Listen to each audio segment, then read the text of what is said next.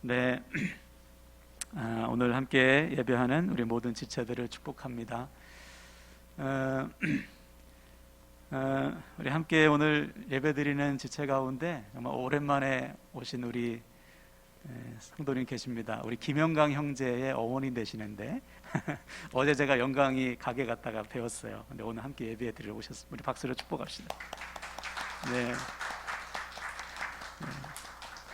네, 너무 감사합니다. 여러분, 오늘도 마음밭을 잘 준비하셔서 말씀으로 찾아오시는 주님 꼭 만나시길 바랍니다. 그래서 하나님께서 부으시는 회복과 치유를 충만히 누리시기를 바랍니다. 오늘은 어린이 주일입니다. 교회 절기상. 어린이는 여러분 희망을 상징하죠. 어떤 시대든지 간에.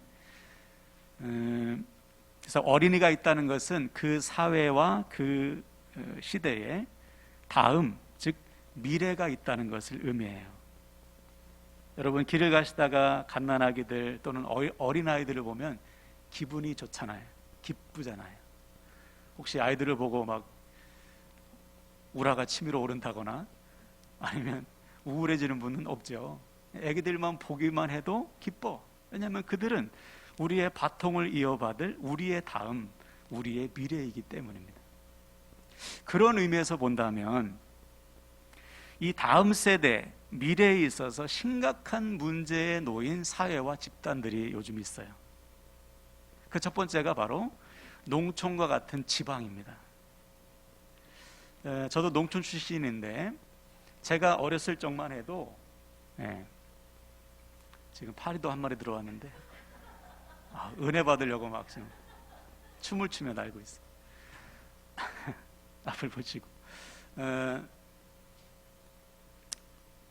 저도 농촌 출신인데 제 어릴 때만 해도 마을마다 애들이 많았어요. 집집마다 아이들이 있었고 갓난아기의 울음소리가 있었습니다. 근데 지금은 제가 태어난 동네에 아이들이 하나도 없어요. 뭐 20대, 30대는 물론이고 다 70대, 80대 이상의 노인들만 농촌을 지키고 있습니다. 도시도 상황은 비슷해. 지방도시 같은 경우 아이들이 점점 없어지고 있죠. 인구가 점점 줄고 있어요. 우리 광역시만 해도 아이들이 점점 빠져나가는 지역이 있습니다. 작년 통계해 보니까 2021년도에 대전 지역에서 어린아이가 가장 적은 구, 노인 비율이 가장 높은 구, 그게 바로 우리 교회가 있는 중구예요. 중구는 가운데 있기 때문에 개발이 어려워. 그래서 사람들이 대전시 외곽으로 유성이나 뭐 세종이나 이쪽으로 아이들이 점점 빠져나가는 거예요. 또 출산율도 해마다 점점 떨어지죠. 작년 출산율이 몇 명이었는지 아세요? 0.81명입니다. 태어나서 한 명도 결혼해서 아이를 낳지 않는 거예요. 그래서 올해는 0.7대로 떨어진다는 전망이 나왔어요. 확 와닿지 않죠. 다른 수치를 보면 인구 1000명당 한 해 태어나는 신생아 수가 5명밖에 안 되는 거예요. 작년에 5.1명이었답니다. 1000명 중에 5명밖에 태어나죠. 1년에. 인구수가 점점 줄어. 돌아가시는 분이 더 많아요. 작년 한 해만 해도 20만 명이 줄었다고 그래요. 우리나라 전체 인구가. 갈수록 지금 줄어드는 거예요. 그러니까 농촌, 또 지방 도시, 또 같은 도시 안에서도 구도심은 다음 미래 세대가 점점 없어지는 거예요. 심각한 문제지. 그래서 다음으로 생각할 집단이 바로 어디냐? 바로 교회입니다. 교회 역시 교회 안에서 어린이들, 젊은이들이 점점 사라지고 있어요. 20년 전부터 이것이 예견됐습니다. 20년 전에 제가 그 즈음에 전도사를 했거든요. 교육전도사. 서울에서도 하고 대전에서도 하고. 서울은 그때부터요, 교회 안에 믿지 않는 부모의 자녀들은 거의 없었어요. 그러니까 대부분이 교회에 다니는 아이들로 구성되어 있었습니다. 대전은 조금 달랐어요. 대전은 그래도 교회 안에 부모가 안 믿어도 친구 따라서 전도에 의해서 많이 들어와 있었어요. 그 당시만 해도. 뭐 초는 더 그렇고. 근데 지금은 어떻습니까? 믿는 부모의 자녀도 별로 없어요. 교회 안에. 이제 위기가 아니라 교회 현실이 되어버렸어요. 오늘 절기상 어린이 주일인데 교회마다 어린이가 없는 교회가 너무나 많습니다. 어린이 예배가 없는 교회가 있는 교회보다 훨씬 많아요. 우리 교회가 속한 지방만의 24개 교회인데 24개 가운데 어린이 예배가 있는 교회는 아마 5교회도 안 될 거예요. 그 정도로 지금 교회의 다음 세대의 미래가 심각해진 거예요. 더 심각한 것은 뭐냐? 교회가 손을 놔버렸어요. 코로나 때문에 전도도 어렵지, 아이들은 점점 줄지, 출산을 안 하지, 방법이 없다는 거예요. 손을 놔버렸어요. 물론 이해는 되죠. 전도하기도 어렵고, 그래서 아이들은 빠져나가고 출산도 안 하니까 교회에 아이들이 없어지는 것은 당연하다. 상황으로 볼 때는 이해가 되지만 어떻게 그렇다고 해서 손을 놓습니까? 다음 세대, 그죠? 교회의 미래, 교회의 다음 세대, 우리 자녀 세대를 위해서 생명을 걸어야지 어떻게 손을 놓냐 말이에요. 하나님은 20년 전에도 지금도 살아 역사하십니다. 아멘이시죠? 그러므로는 포기할 수 없는 거예요. 생명을 다해서 지금 우리에게 맡겨진 영혼들 한 사람 한 사람 생명을 걸어 양육하고 밖으로 나가서 한 영혼이라도 더 주님께 인도하여 살려내는 책임이, 사명이 우리에게 주어져 있는 것이죠. 그런 의미에서 본다면 지금 우리 교회 안에 있는 우리 젊은이들, 아동부, 중고등부, 청년부 얼마나 귀한지 몰라요. 지난주일에 우리 예배드리고 다 같이 전도했잖아요. 그때 제가 봤어요. 우리 애들 전도 잘하나 보니까 너무 이쁜 거예요. 초코파이 나눠주면서 예수님 믿으시라고. 그 모습을 보면서 소망을 얻었어요. 저 아이들이 우리의 바통을 이어받아서 주님의 증인으로 주님의 몸된 교회로 쓰임 받겠구나. 하나님의 나라를 세워가겠구나. 그렇게 믿어지니까 너무 소망이 넘치는 거예요. 여러분, 지금 우리에게 맡겨진 자녀 세대, 우리 아동부, 중고등부, 청년부 한 사람 한 사람 생명 걸어 양육하시길 바랍니다. 믿음을 위해서 목숨을 거셔야 돼요.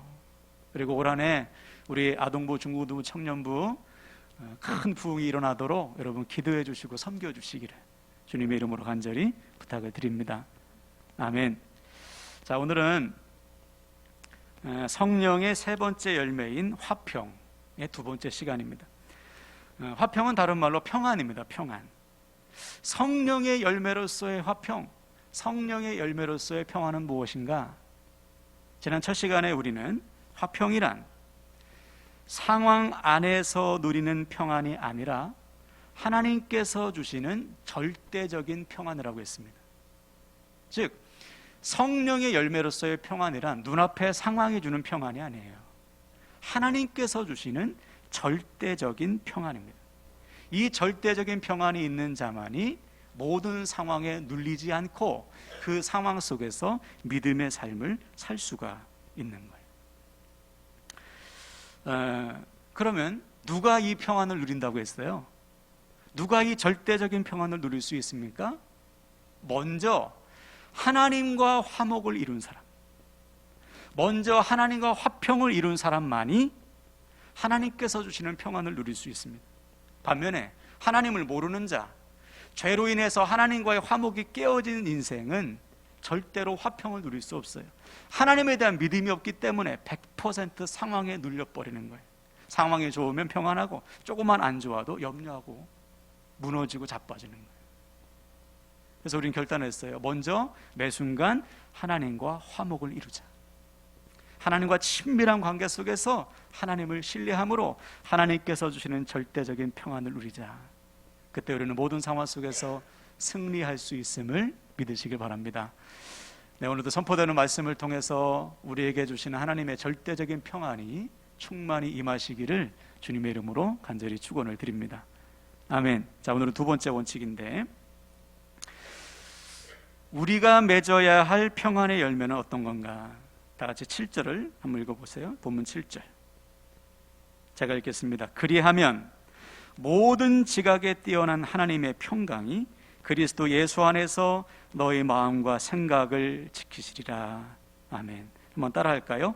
모든 지각에 뛰어난 하나님의 평강, 뛰어난 하나님의 평강. 아멘. 우리 안에 주님의 영이신 성령이 임하시고 우리가 하나님을 신뢰할 때 우리 안에 어떠한 평안이 임하는가? 모든 지각에 뛰어난 하나님의 평강이 임합니다. 여기서 모든 지각에 뛰어난다는 것은 우리의 경험과 지식과 이해를 초월하는 평안이 임한다는 거예요. 즉 내가 이해할 수 없는 상황, 내가 경험해 보지 못한 상황 속에서도 하나님께서 주시는 평안이 임한다는 거예요. 이 평안이 있는 사람은 모든 상황을 초월하게 된다는 것이죠. 더 나아가 이 평안이 있는 사람은 어떤 상황 속에서도 마음과 생각을 뺏기지 않아요. 그 평안이 우리의 마음과 생각을 지켜주신다. 하나님의 초월적인 평안이 우리의 마음과 생각을 지켜주셔서 어떤 상황에도 눌리지 않게 하신다. 예를 들어서 마가복음 4장에 보면 예수님과 제자들이 배를 타고 갈릴리 바다를 건너요. 근데 갑자기 광풍이 불어닥칩니다. 광풍이 부니까 파도가 치죠. 파도가 배에 부딪혀서 물이 배 안으로 들어오기 시작하는 거예요. 자, 이때 제자들은 어떻게 반응했을까요? 처음에는 제자들 힘으로 아마 해보려고 했을 거예요. 왜냐하면 제자들 중에 상당수가 갈릴리 어부 출신 아닙니까? 베드로, 안드레, 야고보, 요한 얼마나 많아요, 그죠? 어렸을 때부터 바다에서 갈릴리 호수에서 잔뼈가 굵은, 그죠? 그들이 지금까지 얼마나 많은 광풍을 만나봤겠어요. 아, 이쯤 할 수 있어. 네 명에서 팔 걷어붙이고 야, 물 퍼내라 하면서 자기 힘으로 아마 처음에는 하려고 했을 거예요. 그런데 이번 광풍은 경험해보지 못한 광풍인 거예요. 안 되는 거예요. 어부 4명에서 물을 퍼도 이게 안 돼. 파도가 너무 차서. 그래서 금세 물이 잠기게 될 정도로 가득하게 되었다 기록하고 있어요. 그때부터 이제 제자들은 멘붕인 거예요. 큰일 났다. 우리 끝났다. 내가 지금까지 경험해보지 못한 광풍이야. 우리 어떡하지? 죽겠네. 우리 끝났네. 이런 상황에 놓인 거예요. 자, 그럼 그때 우리 주님께서 뭐하고 계셨어요? 배 뒤편에서 편히 주무시고 계신 거예요. 아니 지금 파도가 치고 물이 닥치는데 주님께서 지금 주무시고 계신 거예요. 주무실 상황이 아니잖아요. 이게 깨워요. 주님, 지금 주무실 때가 아니에요. 우리 죽게 생겼어요. 큰일 났습니다. 주님께서 일어나셔서 바람과 파도를 향해 선포하시죠. 잠잠하라, 고요하라. 아, 그랬더니 이내 바람이 그치고 파도가 멎었어요. 제자들이 얼마나 놀랐을까? 놀라고 있는 제자들을 향해서 주님이 말씀하시죠. 너희들 어찌하여 두려워하느냐? 어찌하여 이렇게 믿음이 없느냐? 똑같은 상황 속에서 제자들은 염려하고 절망한 대신에 우리 주님은 주무신 거예요. 왜 그럴까요? 제자들에게는 하나님을 향한 믿음이 없었던 것입니다. 즉 하나님이신 주님께서 나와 함께 하심에 대한 믿음이 없어. 그 결과 눈앞의 상황에 눌려버리는 거예요. 다시 말해 모든 지각에 뛰어난 하나님의 평강이 제자들에게는 없던 거예요. 내 모든 상황을 초월하여 그 상황 속에서도 평강을 누릴 수 있는 이 절대적인 평강이 제자들에게는 없는 거예요. 반면에 주님은 있는 것이죠. 그동안 경험해보지 못한 광풍이었지만 주님은 하나님을 향한 믿음 안에서 주어지는 이 절대적인 평강, 모든 지각에 뛰어난 평강이 있었기 때문에 그 모든 상황을 이겨낼 수 있었단 말이에요. 지금도 마찬가지. 어떤 분들은 내가 경험해보지 못한 상황이야. 그러면 벌써 겁부터 먹어. 벌써부터 절망하는 거예요. 내 힘으로 하다가 안 되면 고꾸라지고 자빠져요. 그것은 하나님께서 주시는 평강이 아닙니다. 하나님께서 주시는 평강은 내 모든 상황을 초월할 수 있는 평안이에요. 한 번만 더 예를 들면 여러분이 잘 아시는 다윗을 보세요. 사무엘상 17장에 보면 이스라엘과 블레셋이 싸움이 났죠. 그때 블레셋의 선봉장이 누굽니까? 골리앗인 거예요. 골리앗. 골리앗은 어렸을 때부터 전쟁터에서 자란 전쟁 용사예요. 키가 3m 가까이. 그가 들고 있는 칼과 창은 사람이 따로 들 정도로 무시무시하게 크고 무거웠어요. 그러니까 지금까지 이스라엘 군사들이 한 번도 경험해보지 못한 거인족인 거예요. 그러니 다 머리를 땅에 박고 벌벌 떨고 있지. 아무도 그 앞에 나설 수가 없어요. 왜? 경험해보지 못한 문제이기 때문에. 근데 유일한 한 사람, 어린 다윗이 그 앞에 서는 거예요. 다윗이 왜 섰을까요? 다윗 안에는 모든 지각에 뛰어난 하나님의 평강이 있었기 때문에. 그 평강이 다윗의 마음과 생각을 지키니까 거인족 골리앗 앞에 맞설 수가 있는 거예요. 그래서 그는 이렇게 선포하고 나아가죠. 우리 다윗의 심정을 가지고 한번 선포해 볼까요? 사무엘상 17장 45절 시작. 다윗이 블레셋 사람에게 이르되 너는 칼과 창과 단창으로 내게 나아오거니와 나는 만군의 여호와의 이름 곧 내가 모욕하는 이스라엘 군대의 하나님의 이름으로 내게 나아가노라. 아멘. 그렇죠? 다윗 역시 골리앗은 경험해보지 못한 상황이었습니다. 그가 어디에서 거인족과 맞서 싸웠겠어요. 그러나 그에게는 이미 하나님께서 주시는 모든 지각에 뛰어난 평강이 있었기 때문에 한 번도 경험해보지 못한 그 상황에 맞서 싸울 수 있었던 거예요. 그 결과 하나님은 다윗을 통해 골리앗을 쓰러뜨리신 것이죠. 그럼 바로 이거예요. 모든 지각에 뛰어난 하나님의 평강이 있는 자만이 어떤 상황도 맞설 수가 있습니다. 이 평강이 있는 자만이 믿음으로 싸워 승리할 수가 있는 거예요. 자, 그러므로 우리 자신을 좀 돌아보세요. 예수님처럼 다윗처럼 나의 경험과 지식과 이해를 초월하는 상황 앞에서도 나는 평강을 누리고 있는가? 오늘 바울이 우리에게 말하고 있는 모든 지각에 뛰어난 하나님의 평강이 우리에게 임하여 그 평강이 우리의 마음과 생각을 지키고 있는가? 그래서 어떤 상황 속에서도 눌리지 않고 그 상황 속에서 믿음으로 승리하고 있는가? 아니면 평강은 온데간데 없고 눈앞의 상황에 휩쓸리거나 조금만 어려움이 찾아와도 절망하고 원망하고 무너지고 있는 것은 아닌가? 반드시 우리 안에 모든 지각에 뛰어난 하나님의 평강이 있는지 없는지 점검해야 됩니다. 물론 하나님을 신실하게 믿는 그리스도인들 중에도 저절로 평강을 누리는 사람은 없어요. 엄청난 어려움을 만났어요. 아우 평강해. 이런 사람 없어요. 절망하는 것이 당연합니다. 염려되는 것이 당연해요. 제가 한 번은 우리 대학원 동기 목사님하고 이야기를 나누는데 이분이 최근에 교회 증축을 해요.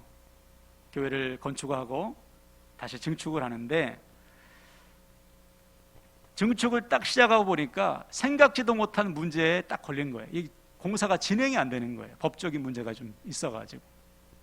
그래서 지금 이미 돈은 냈는데 이미 시공사에 돈은 딱 냈는데 이게 중단이 되니까 어찌할 수 없는 거예요. 자기가 할 수 있는 방법이 없어요. 그래서 이 문제 가지고 하나님 앞에 기도하는 거예요. 하나님 이 문제 좀 해결해 주세요. 근데 기도할 때는 하나님께서 마음에 막 평강을 주시는 거예요. 야 걱정 마. 내가 시작한 거야. 내가 이룰 거야. 아 그렇죠 하나님. 저 하나님이 하시죠. 아멘 할렐루야. 눈을 딱 뜨면 문제가 또 생각나는 거예요. 기도할 때는 평안한데 눈을 딱 뜨니까 다시 문제가 생각나더래요. 그래서 쉬지 않고 기도할 수밖에 없다는 고백을 들었어요. 바로 이거예요 여러분. 처음부터 저절로 하나님을 믿자마자 모든 지각에 뛰어난 평강이 임하지 않습니다. 우리 모두는 다 연약하기에 평안을 누리지 못하는 것이 어쩌면 당연해요. 자 그러면 어떻게 해야 우리는 모든 지각에 뛰어난 하나님의 평강을 누릴 수 있나요? 어떻게 해야 모든 상황 속에서 하나님의 평강으로 우리의 마음과 생각을 지킬 수가 있는가? 오늘 본문은 우리에게 아주 정확한 답을 주고 있어요. 우리 다 함께 6절 한번 읽습니다. 본문 6절 우리 큰 소리로 읽습니다. 시작. 아무것도 염려하지 말고 다만 모든 일에 기도와 간구로 너희 구할 것을 감사함으로 하나님께 아뢰라. 아멘. 아무것도 염려하지 말고 기도하라는 거예요. 이것을 좀 더 정확하게 말하면 염려가 우리의 마음과 생각을 차지하지 못하도록 기도하는 겁니다.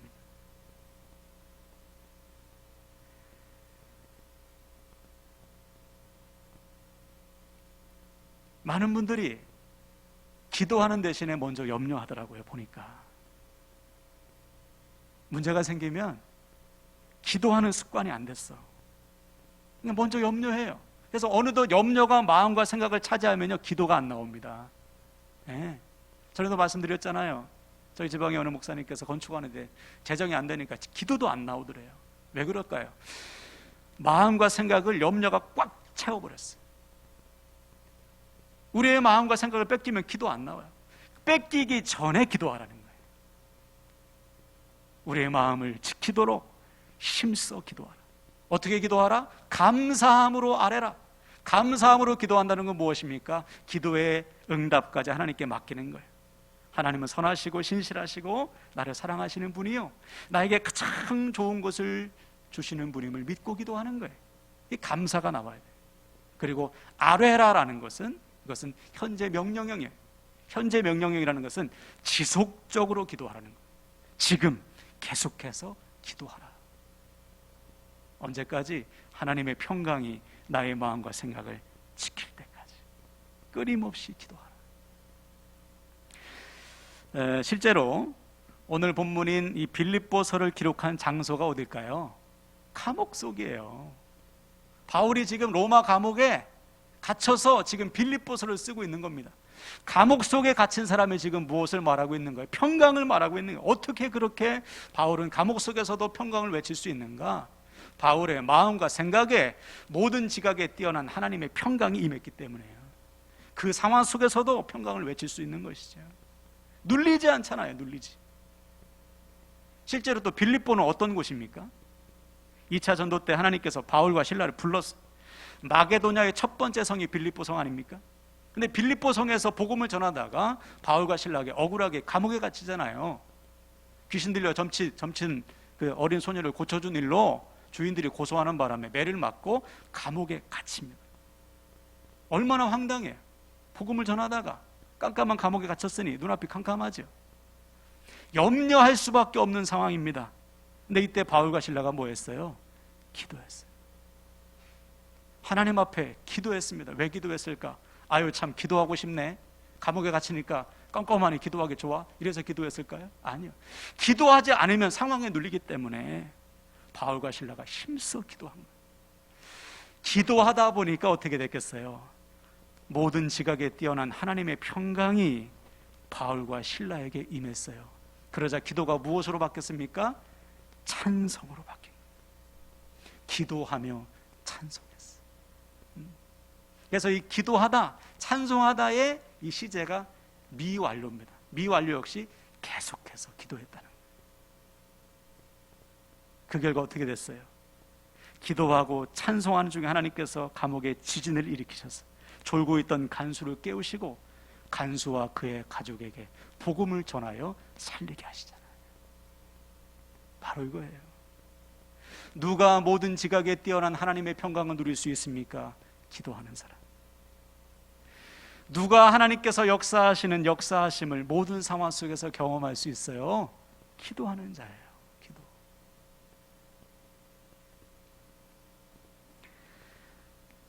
그럼 여러분 지금 기도하고 계십니까? 먼저 내 염려, 내 불만을 내려놓고 하나님의 평강이 내 마음을 차지하도록 눈물로 기도하며 찬송하고 있냐고요. 이게 안 되면 우리는 맨날 눌릴 수밖에 없어요. 그래서 가장 위험한 사람이 누구냐? 기도를 멈춘 사람입니다. 신앙생활의 빨간불이 뭐냐? 기도가 끊어지는 거예요. 기도 소리가 작아진다든지 기도 시간이 점점 줄어든다든지 기도의 열정, 기도의 불이 꺼지면 그 사람은 100% 믿음에 지금 문제가 생긴 거예요. 반면에 기도가 살아난다, 기도가 뜨거워진다, 그 사람은 지금 믿음이 회복되고 있다는 증거예요. 여러분의 말씀을 통해 우리의 기도가 다시 뜨겁게 회복되길 축복합니다. 그래서 우리 주님도요, 밤과 새벽으로 기도하신 거예요. 밤이 맞도록 기도하시고 새벽에 미명을 깨워 기도하시고, 사무엘 선지자도 나는 기도를 쉬는 죄 범치 않을 거야, 그 정도로 기도에 목숨 걸었어요. 사도 바울도 일찍이 우리에게 쉬지 말고 기도할 것을 명령하고 있는 거예요. 왜? 기도해야만 살기 때문에, 기도해야만 모든 상황을 초월하여서 승리할 수 있기 때문에. 그러므로 사랑하는 여러분, 오늘 우리는 반드시 결단해야 합니다. 혹시 지금 기도를 멈추고 계신 분이 있나요? 좀 기도가 시들해진 분이 계십니까? 그래서 우리 마음의 평강이 아닌 염려가 자리하고 있는 것은 아닙니까? 아유, 오늘 기도 또 못했네, 너무 바빠서. 혹시 이런 분 계세요? 여러분 정신 차리셔야 돼요. 염려가 우리의 마음과 생각을 차지하는 순간 우리는 100% 상황에 끌려다닐 수밖에 없습니다. 무너지고 자빠져요. 기도도 안 나온다고 했잖아요. 염려가 우리의 마음을 차지하지 못하도록 오늘부터 다시 기도의 불이 붙는, 기도의 능력을 회복하는 저와 여러분 되길 바랍니다. 여러분 기도하세요. 기도 소리 작아지면 안 됩니다. 오늘부터 다시 부르짖어 기도하세요. 부르짖어 기도할 제목이 얼마나 많습니까? 가정에서 기도의 단을 쌓으시길 바랍니다. 자녀들에게 힘써 기도 가르치세요. 기도의 본을 보이시고 매 순간 기도하는 것을 보여주세요. 우리 자녀들이 기도하면 그 인생 끝나는 거인지 하나님이 들어 쓰시는 거예요. 그래서 이 시간 다 같이 결단하실 때 여러분 오늘부터 모든 일에 먼저 기도함으로, 염려 대신에 모든 지각에 뛰어난 하나님의 평강이 우리의 마음을, 생각과 마음을 지키셔서 그 모든 상황 속에서 하나님께서 주시는 평강 누리시길 바랍니다. 그리고 그 모든 상황 속에서 역사하시는 하나님을 경험하시기를 주님의 이름으로 간절히 축원을 드립니다. 아멘. 이 시간 저를 따라서 선포하고 말씀을 마치겠어요. 염려하지 않고 기도함으로 평강을 누리겠습니다. 염려하지 않고 기도함으로 평강을 누리겠습니다. 아멘.